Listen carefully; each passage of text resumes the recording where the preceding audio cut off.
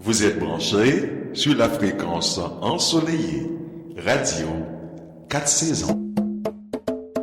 Écoutez, Guillaume Kofi vous présente, tous les jeudis soirs, dès 17h, sur les ondes de la radio 4 saisons, les rendez-vous GK. C'est un espace d'expression, un moment de partage et d'enrichissement. Ce sont des échanges pertinents sur différentes thématiques, pour la recherche de solutions aux problématiques sociétales. Alors, Guillaume Kofi vous donne rendez-vous, jeudi à 5h de l'après-midi, sur les antennes, de la radio 4 saisons. Bonsoir et bienvenue à votre production Le Rendez-vous GK.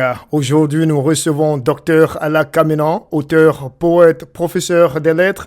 Et le thème du jour, c'est le prix de la liberté comme marque d'engagement et de détermination. Il sera avec nous dans quelques 10 minutes. Restez ici, vous êtes sur la meilleure radio 4 saisons.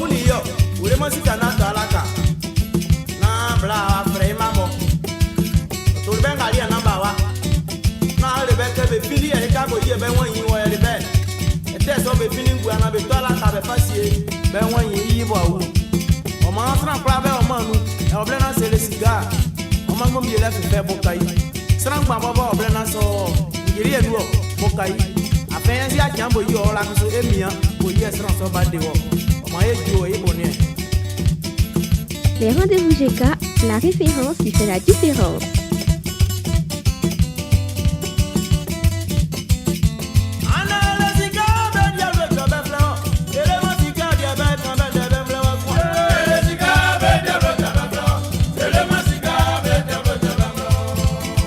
Vous êtes branchés sur la radio du monde.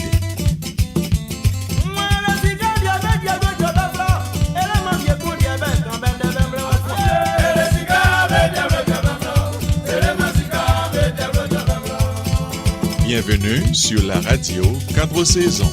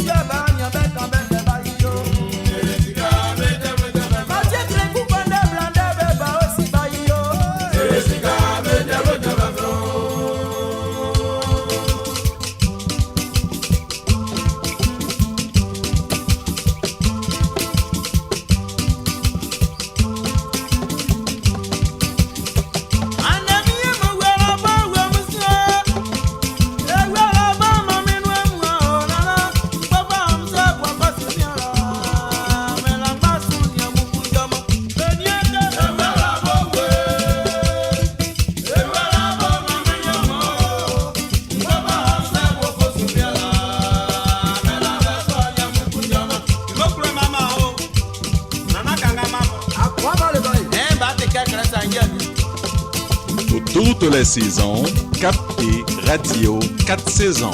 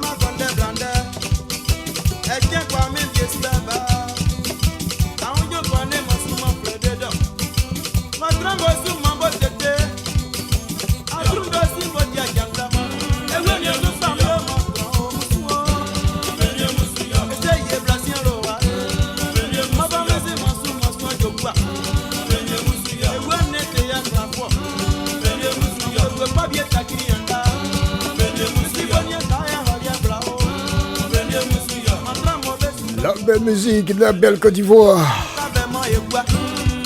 Merci de continuer à écouter Radio 4 saisons. Je suis Guillaume Kofi. Merci de rester ici. C'est sur la belle.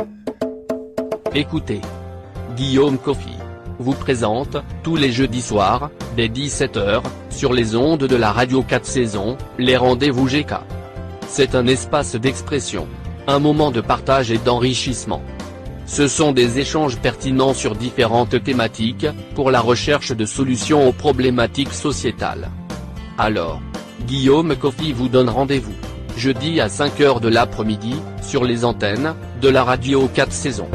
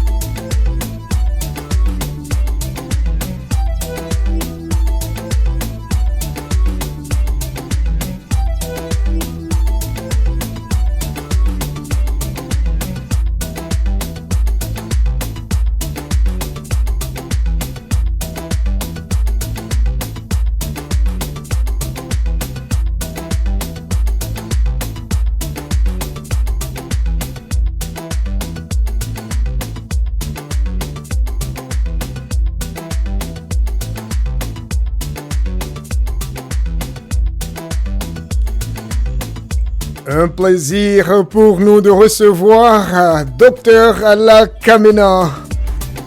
Il est en direct de la Côte d'Ivoire, ce beau pays en Afrique de l'Ouest. Oui, je vous l'avais annoncé, aujourd'hui même, Dr Alla Kamena est là.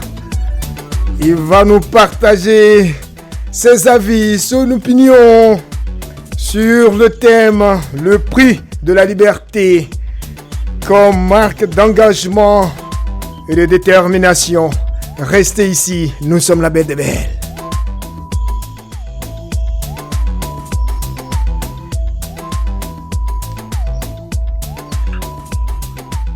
Allô, docteur, bonsoir, bonne arrivée chez toi, chez vous. Bonsoir, monsieur John Koufi. Alors, attends, on va bien positionner ça. Allô, comment tu vas? Je vais très bien. Et après une pluie torrentielle, le ciel est clément, tout est dégagé. Et je suis dans les conditions idoines pour te recevoir. Ok, attends, on va quelque peu régler la technique ici, je pense que ça va. Ok, et donc, j'ai entendu qu'il y avait une pluie torrentielle, c'est ça? Si. Signe annonciateur d'un échange cordial, familial, amical. Ok, en tout cas, nous, c'est un plaisir, hein, parce que, je sais pas, par moment, on va se vous voir, on va se tutoyer, mais bon, le caractère formel de l'entrevue, au plan traditionnel, on se vous voit, mais avant tout... Il n'y a pas de souci. Voilà. Avant tout, toi et moi, nous sommes des amis, hein. Voilà. Donc, je rappelle que Dr Alla Kamena, auteur, poète, professeur des lettres, et Dr Alla Kamena est enseignant à l'Institut pédagogique national de l'enseignement technique et professionnel d'Abidjan, en abrégé IPNET. Et cette école se trouve à Cocody, le quartier qu'on appelle Cocody. Il est docteur en lettres modernes, option grammaire et linguistique français. Non, linguistique du français. Ah oui, aujourd'hui là, il faut que je fasse très attention, hein, parce que docteur est là. Hein? Il faut que... Je répète, il est docteur en lettres modernes, option grammaire et linguistique du français. Voilà. Alla Kamena Pascal est écrivain poète, auteur de l'œuvre Le Prix de la Liberté, paru aux éditions Harmattan à Paris. Bonsoir, bonne arrivée encore, docteur. Merci à vous. Merci à vous, monsieur John Koufi.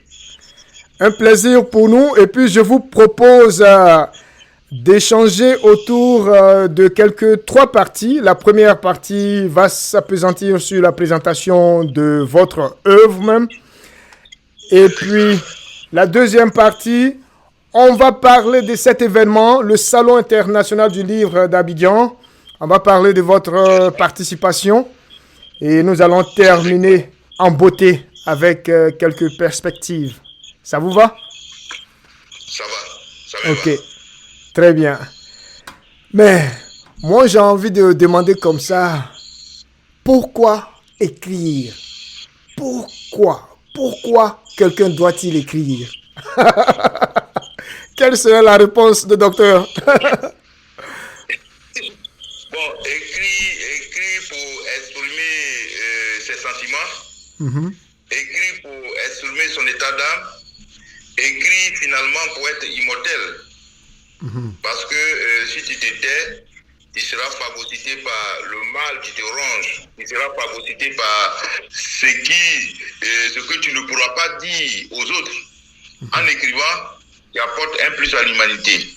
Donc, écrire en un mot, c'est pour apporter sa pierre à l'édification de l'humanité. Ok. Il faut que je me mette à l'écriture, hein, parce que moi, je parle au micro seulement, je n'écris pas là. Il faut écrire parce que ça va te... C'est vrai, aujourd'hui, tu es une icône en termes de communication. Mais il va falloir que tu capitalises tout ce que tu fais en écriture pour qu'un jour, je ne parle pas de moi, c'est vrai, nous tous, c'est le lieu le plus sûr pour chacun de nous, mais pour qu'un jour, les autres puissent emboîter le pas parce que depuis belle lurette, tu as décidé de communiquer et aujourd'hui, tu es devenu une cône interplanétaire. Voilà. Il faut que ton expérience que tu as acquise, tu puisses la mettre au service de l'humanité, au service de la jeunesse, qui demain, quand on va voir une œuvre écrite par Diom Kofi, on saura que lui-là, il n'est pas venu au monde en vain. La parole s'envole, les écrits restent. J'ai fini. Waouh, là, j'ai tout compris là. La parole s'envole, les écrits restent. Vous avez bien compris, hein? C'est le docteur Hala qui commence très bien comme ça. Ah, là, je vais l'attaquer avec des questions là. Ok. Docteur, on va parler de votre livre, le recueil de poèmes, Le prix de la liberté. C'est paru, mais moi j'ai envie de comprendre aussi dans quel contexte vous avez écrit cet ouvrage-là. Oui, j'ai pas bien saisi, vous pouvez reprendre?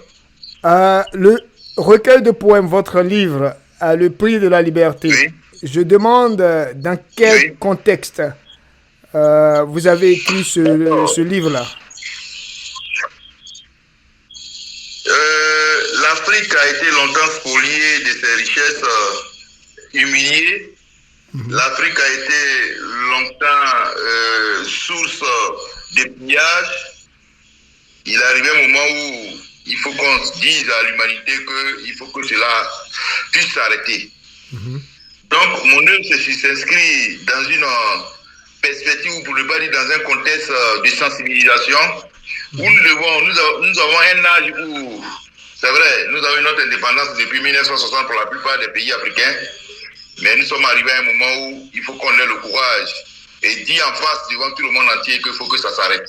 Voilà. Donc, on doit leur dire la vérité en face, parce qu'aujourd'hui, l'Africain, de manière générale, a les capacités nécessaires et requises pour dire la vérité à son altérité. Okay. Donc, mon œuvre se situe dans le contexte d'ego. Mon œuvre se situe dans un contexte où nous devons apprendre de nos erreurs et puis affronter la vérité, même si elle se trouve dans une position de laideur, mais nous devons apprendre à affronter cette vérité-là pour que les autres puissent nous retraiter. Voici le contexte général dans lequel se trouve mon œuvre. Et avec le temps, nous aurons l'occasion de la décortiquer avec précision. Bien sûr. Nous sommes là pour cela. Et moi, j'ai envie de savoir, cette question qui vient là, je la pose à presque tout le monde, tous ceux qui viennent parler des livres. Est-ce qu'il y a eu un élément justificatif ou un catalyseur qui vous a poussé effectivement? Est-ce qu'il y a un élément précis qui s'est passé dans la vie, dans votre vie? Voilà, il y a eu un élément catalyseur parce qu'aujourd'hui, nous sommes en Afrique et nous savons que en Afrique, de manière générale, l'Africain ne veut rien faire. C'est la facilité et il va falloir qu'il y ait des personnes capables de booster l'Africain au firmament de la sphère sociale afin de connaître les réalités, afin de s'inscrire dans un processus de mondialisation et de globalisation. Donc, c'est tous ces aspects-là qui m'ont permis d'écrire pour qu'on sache que l'Afrique aussi a son mot à dire dans le Conseil des Nations. Et pourquoi le genre littéraire, la poésie? Pourquoi pas un autre genre? Bon, on a décidé, c'est la raison, je veux dire, les raisons sont toutes simples.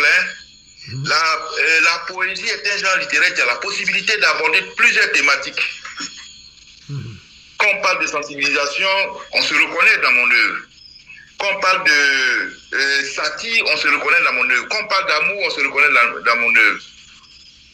Donc, je voudrais aborder plusieurs thématiques, puisque de manière générale, il y a un message que je voulais apporter aux Africains et au monde entier. Ce message-là, ce sont des messages de paix, ce sont des messages d'amour, ce sont des messages d'abnégation, de détermination. Quand tu prends un poème comme Moi femme, il y a des femmes qui croient qu'elles ne peuvent rien faire dans la société, dans la société. Et quand tu lis ce poème-là te galvanise. Ce poème te permet à la femme de manière générale de savoir qu'elle n'est pas née seulement pour faire des enfants et pour rester à la maison, mais elle peut apporter sa pierre à l'éducation du monde. Quand tu prends un poème comme Moi homme, c'est aussi dans cette même veine. Aujourd'hui, il y a des gens qui sont assis, qui font la passe à la pauvreté, qui jouent dans la même équipe que la pauvreté. Mais il est temps de leur dire non. Parce que tant que même quand tu n'as pas tes deux bras avec toi, je pense qu'il y a des actes que tu dois poser pour que tu puisses savoir que tu ne dois pas dépendre des autres. Voilà. D'accord. Donc, voici un peu les éléments qui m'ont amené à écrire cette œuvre et puis des éléments que j'aborde. Il faut dire que l'œuvre même s'inscrit dans une dynamique de sensibilisation. Ok. Voilà. Ok. C'est ça. Oui, de sensibilisation, ça s'adresse à tout le monde, mais y a-t-il un public cible précis? Oui, il n'y a pas de public type parce que, comme je venais de le dire tantôt, les femmes se reconnaissent dans cette œuvre. Les hommes se reconnaissent dans cette œuvre. Même les enfants. Okay. L'enfant prodige. À travers le titre, l'enfant prodige. Dans la rue, non. Parce qu'il y a des gens qui croient que c'est dans la rue qu'ils peuvent retrouver leur liberté, qu'ils peuvent retrouver ce qu'ils cherchent. Je dis non. Voilà. Donc, tout le monde, toutes les couches sociales se retrouvent dans cette œuvre. Moi, j'ai acheté le livre dès sa parution et d'ailleurs, j'ai encouragé plusieurs personnes à l'acheter. Oui. Et quand j'ai le livre ici avec moi, quand je l'ai déjà en première de couverture, là, je vois ce dessin et puis ces couleurs. J'ai dit, il faut que je pose une question à mon cher ami. Quelle explication morpho-syntaxique de l'image en première couverture, en première de couverture? D'accord, je vais faire une description littéraire. Je sais que vous êtes un fervent littéraire, mais pour l'opinion commune, généralement, l'opinion commune croit que c'est ce qu'on appelle la page de garde. La page de garde ici, c'est pas une page de garde. La page de garde se trouve à la deuxième de couverture. Voilà. On répète les mêmes informations. Donc, tu as bien fait, vous avez bien fait, excusez-moi, vous avez bien fait de poser la question, la première de couverture. Et la dernière page, à la fin, c'est ce qu'on appelle la quatrième de couverture. Donc, pour revenir à votre question, pourquoi je vais faire une explication morpho-syntaxique des images, de l'image qu'on voit ici. Vous voyez, l'Afrique se trouve sur une pente. Pour ne pas dire sur une côte. Un jeune homme, on peut l'appeler un jeune homme ou bien un monsieur, décide, parce que la liberté s'acquiert avec fracas et frénésie, décide d'affronter tous ces obstacles pour aller délivrer l'Afrique du trou abyssal dans lequel elle se trouve. Mais pendant que cette personne se tue pour aller sauver l'Afrique, il y a des gens tapis dans l'ombre, à la solde de l'Occident, égoïstes et égocentriques, qui n'ont Dieu que leur intérêt personnel, ils ne savent que faire de l'intérêt général, ont décidé de bâillonner ce dernier, mais malgré la chaîne, malgré le fait qu'il soit ligoté, il décide, vaille que vaille, d'aller sauver l'Afrique au prix de son sang. Et voici la couleur rouge, vous voyez. Oui. Donc, c'est un véritable combattant de la liberté qui décide, au péril de sa vie, d'aller sauver l'Afrique. et je pose cette problématique. Allons-nous arriver un jour, parvenons-nous un jour à libérer cette Afrique-là du joug des oppresseurs? Nul ne sait, excepté Dieu. Mais je sais, M. John Kofi, que vous et moi, le combat que nous menons, ce ne serait pas un combat pour vilipender qui que ce soit, mais c'est un combat pour que l'Afrique retrouve son lettre de noblesse, pour que l'Afrique soit respectée, parce que l'Afrique est un continent particulier qui a tout pour réussir. Malheureusement, nous sommes unis dans notre désaccord pour détruire notre beau continent, l'Afrique. C'est ça. Donc, en résumé, un monsieur qui décide, c'est une caricature, c'est une image pour dire qu'il y a quelques personnes, à l'image de Patrice Lumumba, à l'image de Thomas Sankara, à l'image de Kwame Nkrumah, qui ont compris très tôt que l'Afrique devait prendre son envol dynamique et dynamisant seul. Mais il y a des gens aussi, comme je l'ai dit tantôt, animés de leur destin macabre et lugubre, ont décidé de penser à eux-mêmes, à eux seuls. Et c'est ce qui place l'Afrique dans cette situation morose que nous vivons aujourd'hui. Okay. La famine, c'est en Afrique. La guerre, c'est en Afrique. Est-ce que nous pourrons nous en sortir un jour? Bien sûr, nous allons nous en sortir. Nous allons nous en sortir. Voilà, avec le combat que nous menons, nous allons y arriver. Bien sûr. Peut-être que ce n'est pas notre génération, ça sera des générations à venir.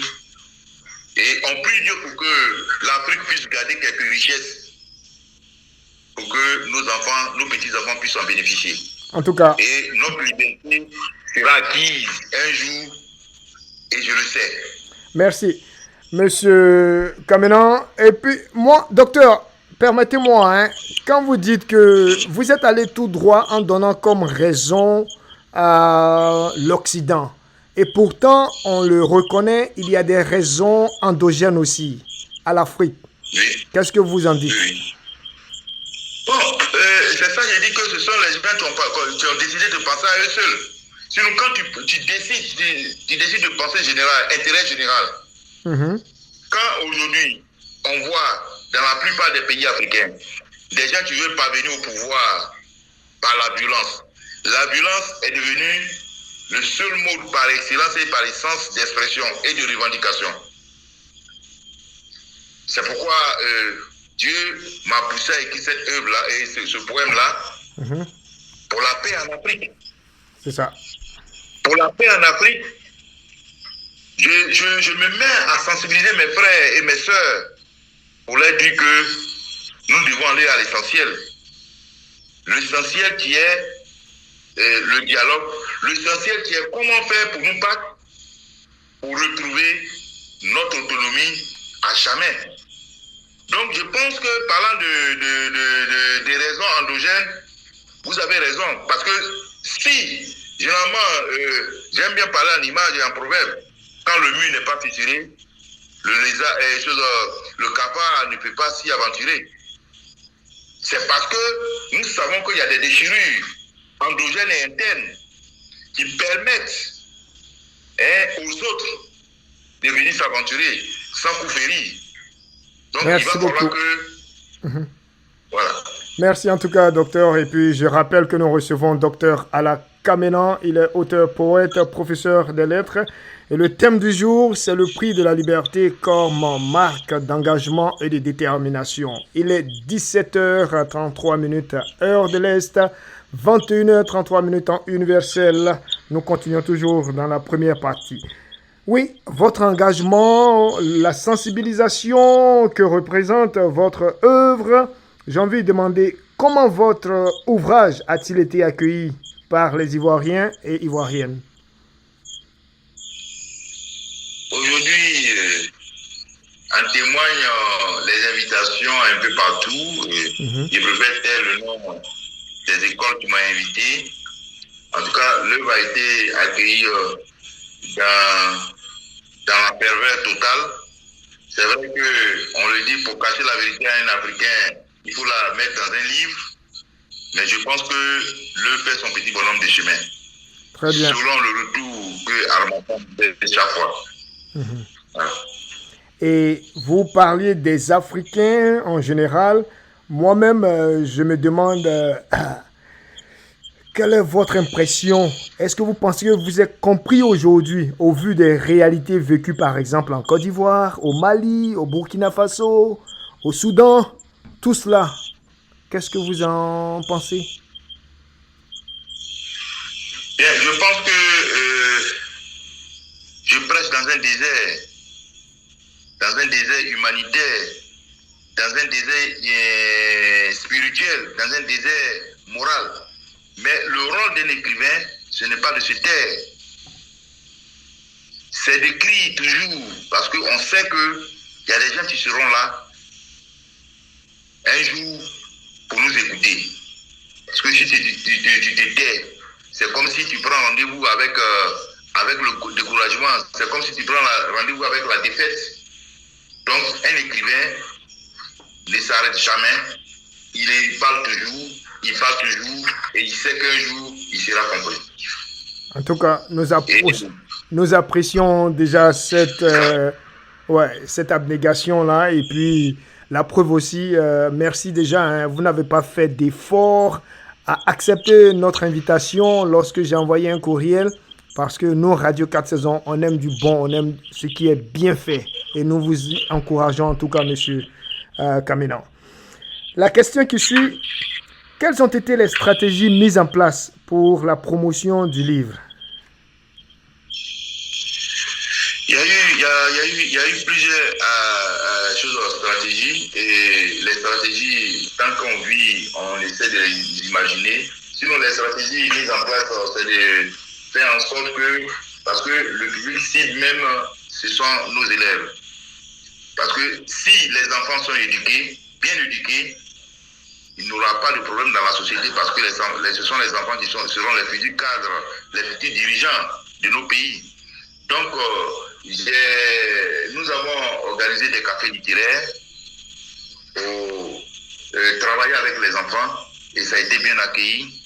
Nous avons été invités aussi sur des radios locales pour essayer de sensibiliser aussi la population, de parler de nos œuvres. Aujourd'hui, une stratégie à court, à moyen terme, c'est de faire en sorte que l'œuvre soit insérée au programme au niveau du ministère de l'Éducation nationale et de l'artisanat. C'est ce travail-là que nous sommes en train de faire, parce que nous savons que c'est notre modeste manière à nous de participer à l'éducation de nos enfants, futurs cadres de ce pays. Et nous voulons, à travers tout ce qui se fait à l'international, comme ce que je suis en train de faire avec vous, faire en sorte que l'œuvre soit connue sur le plan international. Parce qu'aujourd'hui, quand on parle de la guerre, de la Russie, de l'Ukraine, cette œuvre-là peut être un appui pour parler aux deux responsables, je préfère dire leur nom, pour que vraiment il y ait la paix dans le monde. Parce qu'un être humain doit prier en sorte que l'humanité puisse être en paix. Parce qu'aujourd'hui, cette crise-là impacte négativement tout le monde entier. Donc, je veux en perspective peut-être lointaine ou bien moyen terme, me faire connaître à l'international en participant aux concours internationaux et en me faisant connaître aussi sur le plan international à travers un site web. Merci en tout cas, Dr Kamenan. Il n'y a pas de souci. Radio 4 Saisons, grâce à ce grand leadership de son PDG, M. Rudi Rameau, nous saurons vous accompagner à tout moment que vous viendrez solliciter aussi notre contribution. Il n'y a pas de souci. Juste une petite transition de quelques secondes avec notre générique jingle interlude et nous continuerons avec la deuxième partie. Vous restez en ligne, ok? Ok. Merci.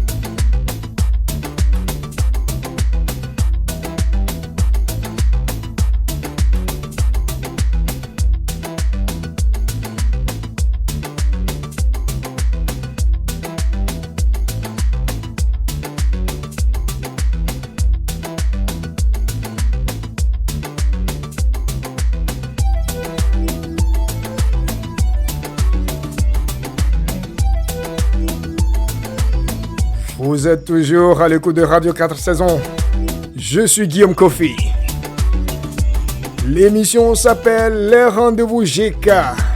C'est chaque jeudi de 17h à 18h15, 10 minutes maximum, 15 minutes. Et nous allons terminer bientôt. Mais vous savez, Dr Allah, il a grossi le cœur. Il vous l'a dit. Ah non, je plaisante. Il ne vous l'a pas dit, hein? Il m'a dit cela hors antenne. Ah oui, l'Afrique va mal. Et bien sûr, lui, l'éveilleur de conscience, ne peut que compatir à la douleur de son continent. Oui, Docteur Allah, vous êtes toujours là? Oui, je suis là. Ok. Avant de continuer à la deuxième partie, parler de votre participation au Salon international du livre d'Abidjan, je voudrais vous inviter à partager un poème avec nous. Oui. Oui. D'accord, je peux? Oui, vous pouvez commencer. D'accord. Vous pouvez aller à la page 49.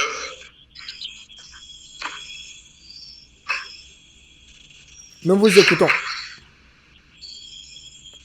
Et 47, pour la paix en Afrique. Donnons-nous la main. C'est bon? Nous vous écoutons. Guillaume. Nous Guillaume, vous écoutons. Vous pouvez me permettre, je prends mes verres et puis je viens. Donc, il faut couper cette partie-là, s'il te plaît.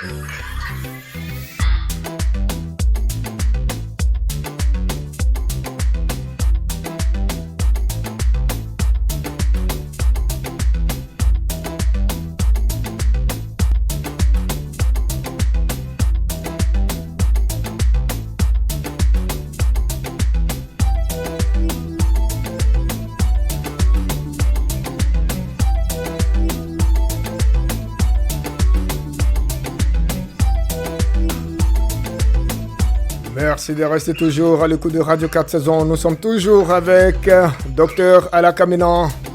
Il va nous lire, nous partager un poème. Vous restez à l'écoute, il est là, je suis là. Et puis bien sûr, il est de retour. Oui, docteur, vous pouvez commencer véritablement. Nous vous écoutons. D'accord, merci bien. Pour la paix en Afrique, donnons-nous la main et serrons-nous les coudes. Acceptons-nous dans nos différences et cohabitons en parfaite harmonie. Pardonnons-nous les uns les autres comme nous a conseillé le Christ. Pratiquons l'unité et la solidarité autour de nous pour une Afrique forte.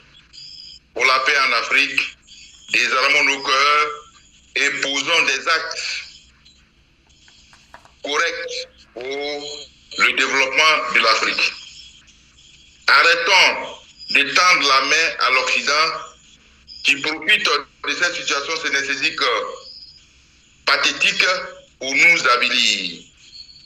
Évitons les querelles intestines et intempestives pour parler le même langage.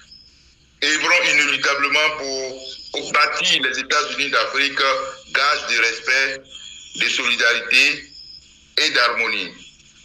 Pour la paix en Afrique, soyons fiers de nos us et coutumes en promouvant et en les vulgarisant. Ne nous mettons pas dans une spirale d'occidentalisation et de nos nations en vouant aux gémonies nos valeurs ancestrales. Allons-y apprendre leur technologie pour venir la mettre au service du développement de notre Afrique. Cessons de nous plaindre et de pleurnicher à longueur de journée pour nous consacrer au travail, symbole d'indépendance et d'autonomie. Pour la paix en Afrique, adoptons le jeu de l'alternance politique pour une paix durable et définitive. Pour la paix en Afrique, mettons-nous au-dessus de la mêlée frontalière et ethnique pour instaurer les bases tangibles d'une Afrique unie. Pour la paix en Afrique, gardons notre dignité ancestrale pour redorer notre blason. Pour la paix en Afrique, disons non à la manipulation exogène et préservons nos acquis pour ne pas être des étrangers chez nous en Afrique. Je vous remercie. Merci beaucoup.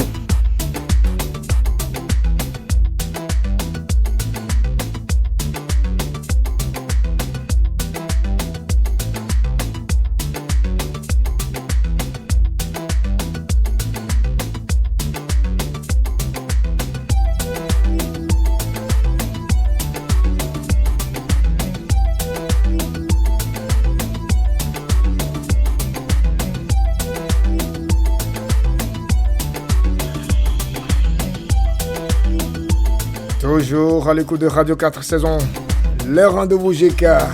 Je reçois Dr Ala Kaminan, poète, écrivain, professeur de lettres, auteur du livre Le prix de la liberté.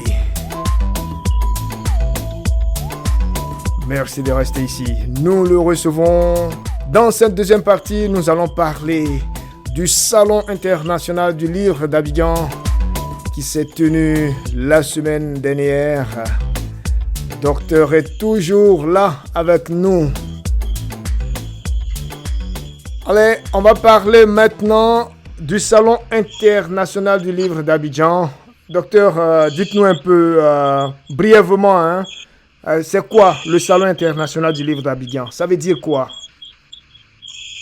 Le Salon international du livre est une lucane qui réunit tous les écrivains du monde entier afin de se faire connaître et de parler aussi de la promotion du livre. Donc c'est ça, le Salon international du livre. Donc tous les auteurs du monde entier, sans tenir compte de leur obédience au niveau des maisons d'édition, se retrouvent, se faire connaître et puis faire la promotion aussi des différents livres. Ok. Et y a-t-il un objectif principal visé par les organisateurs de cet événement ou bien de ce salon majeur là? Oui, l'objectif c'est toujours dans la sensibilisation parce qu'aujourd'hui, beaucoup d'Africains, pour ne pas dire beaucoup de personnes ne lisent plus et la plupart des réflexions que nous mettons par écrit dans nos œuvres ne sont pas connues et ce qui fait que le monde vit dans une nécessité intellectuelle. Donc l'objectif principal, c'est de faire aimer le livre par tout le monde entier. Ok. Et vous avez été... votre maison d'édition, c'est Harmattan. Est-ce que vous avez représenté la maison ou bien vous êtes allé représenter une autre maison d'édition? Je ne sais pas. C'est toujours Harmattan. Ah, okay. Je n'ai pas été le seul à être invité par Harmattan. Voilà. Il y a une sélection, je ne sais pas trop sur quels critères ils se basent, mais bon, voilà, c'est pas tous les auteurs d'Harmattan qui ont été sollicités. Voilà, donc c'est un honneur pour nous d'être parmi ceux qui ont été sollicités pour représenter la maison d'édition Harmattan au cours du Salon international du livre.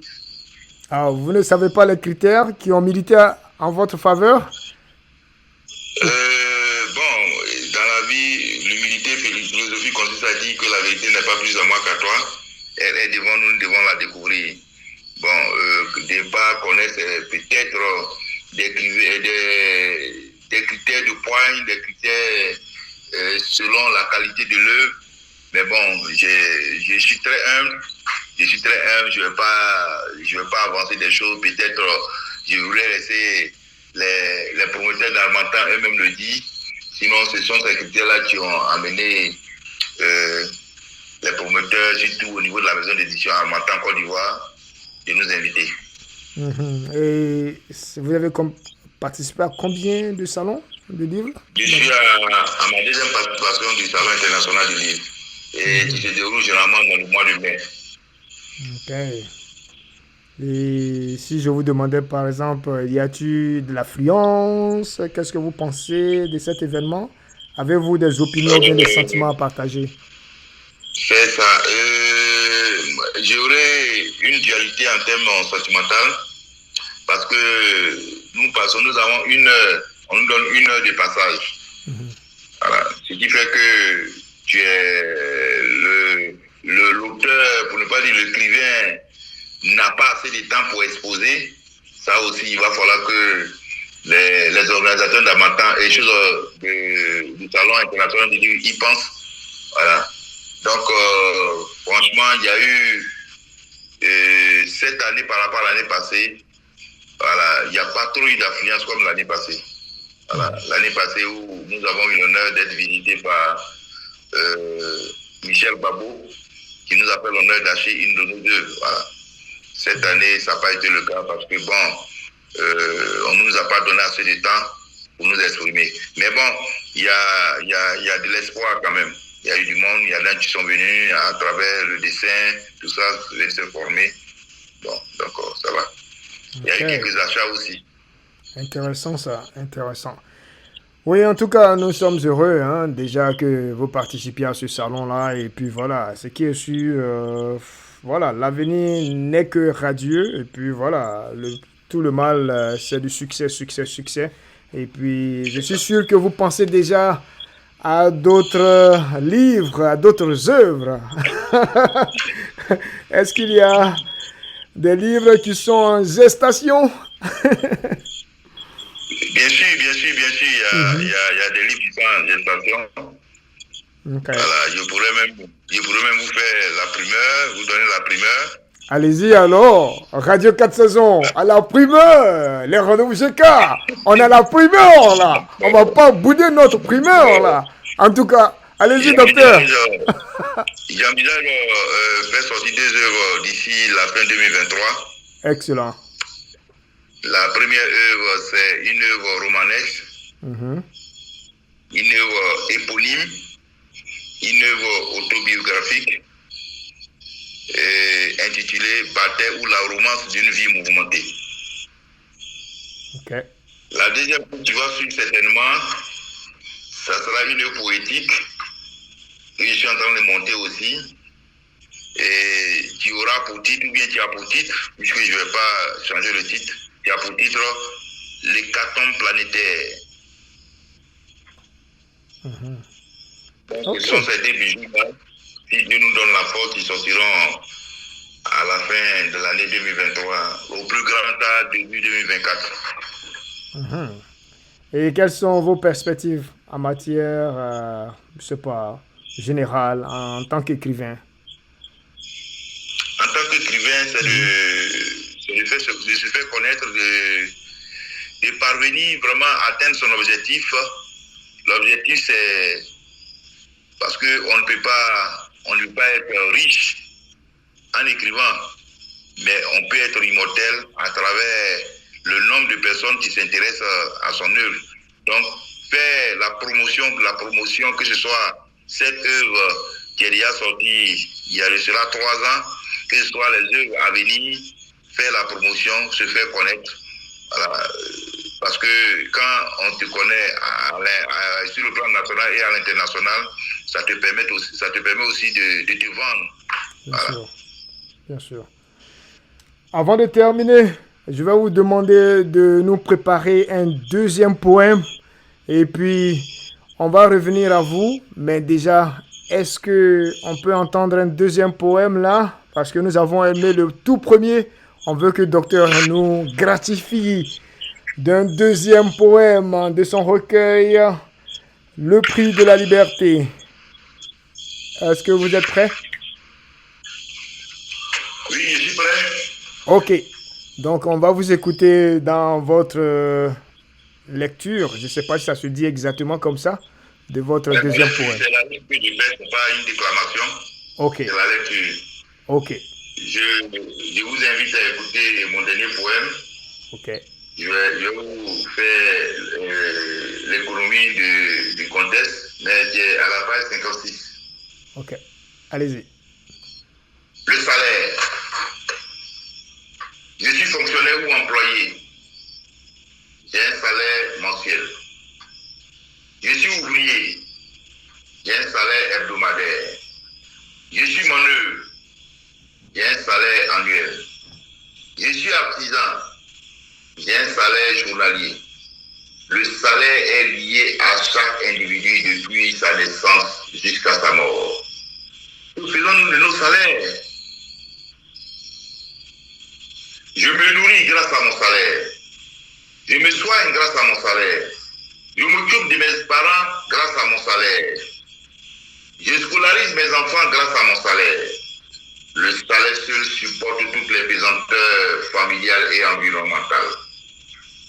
Mais n'oublions pas qu'en réalité, le salaire est un salaire qu'il faut chercher à purifier à travers les investissements individuels ou collectifs. Le salaire nous aide, mais ne nous délivre pas des vicissitudes sociales. Le salaire est un appui, mais pas une assise définitive et complète. Le salaire est un complément, mais pas un acquis. Nous en avons bien liens,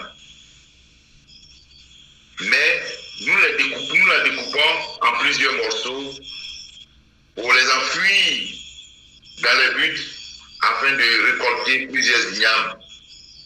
Quelles doivent être les vertus cardinales du salaire? Je vous remercie. Merci beaucoup, docteur Alakamena. Nous aussi, nous vous remercions. Et puis, bien sûr, juste avant de vous laisser partir, j'ai envie de demander que retenir de votre passage à Radio 4 Saisons. Je voudrais dire merci d'abord au PDG de Radio 4 Saisons qui ne ménage aucun effort à vous donner les moyens nécessaires pour que vous puissiez faire intervenir des auteurs, des personnalités de renom pour donner leur point de vue sur l'évolution du monde, sur l'actualité du monde. Et je retiens ce que je voulais dire, c'est que nous devons prier Dieu pour que cette radio puisse durer le plus longtemps possible pour nous permettre de travailler pour l'humanité. Ce passage m'a permis de comprendre beaucoup de choses, en l'occurrence les dieux de l'informatique, parce qu'aujourd'hui vous êtes à des milliers de kilomètres d'ici, on arrive à s'entendre et à parler. Et je voudrais vraiment que Dieu vous donne la force nécessaire d'interviewer les personnalités de renom afin que l'humanité change de comportement. Parce que le travail le plus important que nous devons faire, comment faire pour qu'il y ait des radios comme la vôtre, Radio 4 Saisons, pour que nous puissions changer de comportement. C'est de ça qu'il s'agit. En tout cas, c'est de ça qu'il s'agit. Nous aussi, nous avons reçu quelqu'un de renom, quelqu'un qui est bien ancré aussi dans la communauté intellectuelle de la Côte d'Ivoire et en Afrique. C'est Dr Alakamena, auteur, poète, professeur des lettres. Et le thème du jour, c'était le prix de la liberté comme marque d'engagement et de détermination. Merci encore à vous, Dr Alakamena. Et puis, le prix de la liberté, votre recueil nous a vraiment plu. C'est pour cela, au tout début, nous l'avons acheté et nous l'avons fait acheter aussi. Bon succès aux autres œuvres qui arrivent. Et puis, les portes de Radio 4 Saisons vous restent ouvertes. OK. Merci bien. Au plaisir. Au plaisir. Bye bye, bro. Bonne soirée. Merci à toi lui-même, à vous lui-même. Merci. Écoutez, Guillaume Kofi vous présente, tous les jeudis soirs, dès 17h, sur les ondes de la Radio 4 Saisons, les rendez-vous GK. C'est un espace d'expression, un moment de partage et d'enrichissement. Ce sont des échanges pertinents sur différentes thématiques, pour la recherche de solutions aux problématiques sociétales. Alors, Guillaume Kofi vous donne rendez-vous, jeudi à 5h de l'après-midi, sur les antennes de la Radio 4 Saisons.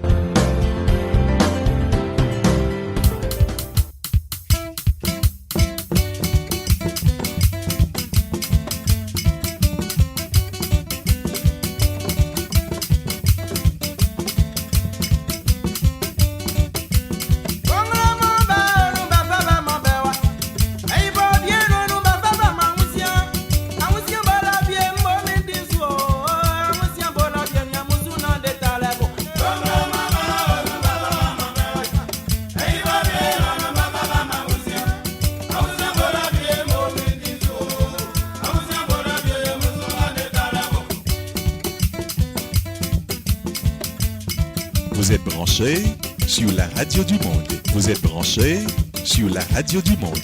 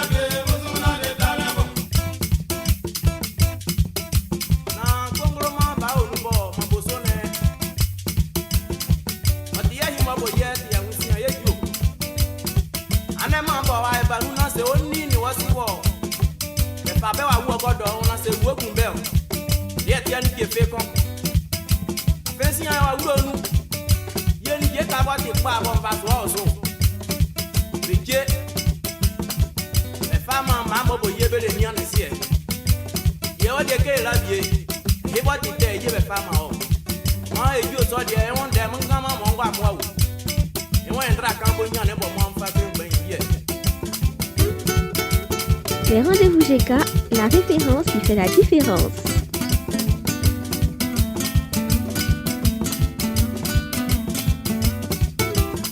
Les rendez-vous GK, c'est avec Guillaume Kofi.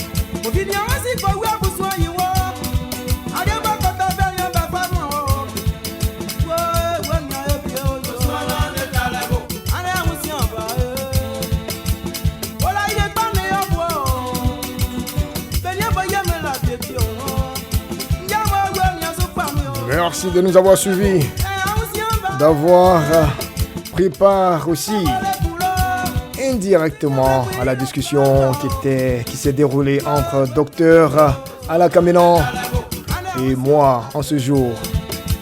Je vous souhaite une bonne fin de soirée, tout en vous donnant rendez-vous le jeudi prochain dans le cadre de la même production. Et bien avant, ça sera samedi dans l'émission musicale Coupé décalé vibes. Je vous aime. Bye bye all. I love you.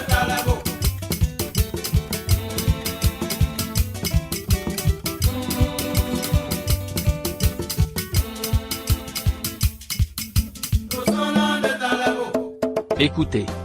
Guillaume Coffy vous présente, tous les jeudis soirs, dès 17h, sur les ondes de la radio 4 saisons, les rendez-vous GK. C'est un espace d'expression. Un moment de partage et d'enrichissement. Ce sont des échanges pertinents sur différentes thématiques, pour la recherche de solutions aux problématiques sociétales. Alors, Guillaume Coffy vous donne rendez-vous, jeudi à 5h de l'après-midi, sur les antennes, de la radio 4 saisons.